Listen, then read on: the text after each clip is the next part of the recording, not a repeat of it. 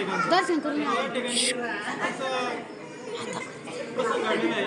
40 आज्ञामध्ये असं सांगितलेलं की एक ब्राह्मण होता, त्याला कुष्ठरोग झालेला होता.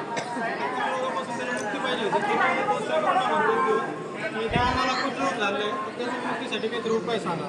तर त्यावेळेस एक माणूस डोक्यावरती मोळी घेऊन सरपणाची गावाकडे निघालेला होता.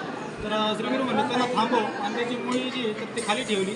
त्याच्यामध्ये उंबराचं लाकूड होतं. उंबराचं लाकूड जळत नाही. म्हणजे एकाच वेळी 2 कामं श्रीगुरूंनी केली. त्याचे जे पाप घडणार होतं ते दूर केलं आणि त्या कुष्ठरोगाला सांगितलं हे उंबराचे काही वाळे लाकूड आहे ते घे आणि संगमरावर रोवून ठेव आणि त्याला दररोज एक घंटा तो पाणी टाकायचं.